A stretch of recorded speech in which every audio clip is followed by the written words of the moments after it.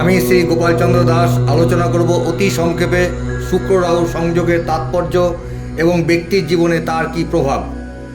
শুক্র রাহুর সংযোগকে জ্যোতিষশাস্ত্রে শুক্র রাহু মিলন বলা হয়ে থাকে। এই যোগের প্রভাব বিভিন্ন রাশির উপর ভিন্ন হতে পারে। শুক্র রাহুর সংযোগে জাতক বা জাতিকা বিভিন্ন ধরনের অভিজ্ঞতা সম্মুখীন হতে সক্ষম হয় বা আকাঙ্ক্ষার জন্ম দেয়, যেমন সম্পর্কের উন্নতি বা অবনতি, আর্থিক লাভ বা ক্ষতি ইত্যাদি। শুক্র রাশিচক্রে আনন্দ, সৌন্দর্য, সুখ, বস্তুবাদী আরাম, বিলাসবহুল আবেগ, ইন্দ্রিয় সুখ, সম্পর্ক এবং প্রেম সম্পর্ককে নির্দেশ করে।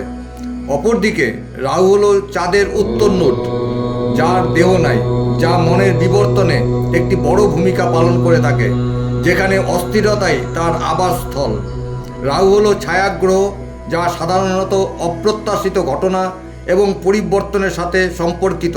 তাই এই যোগে নতুন সম্পর্ক তৈরি হতে পারে, অপ্রত্যাশিত সংযোগ বা লাভ নিয়ে আসতে পারে, অথবা সম্পর্কের ক্ষেত্রে জটিলতা ও সমস্যা তৈরি করতে পারে, বা এর প্রভাবে বিবাহ বহির্ভূত সম্পর্কের জন্ম দিতে পারে ও দাম্পত্য জীবনে সমস্যা আসতে পারে।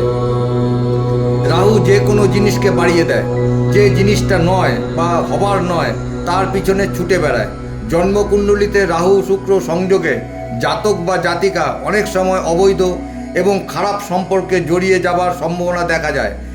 এতে জাতক বা জাতিকাদের মান সম্মান হানি ও অপবাদ হওয়ার সম্ভাবনা থাকে।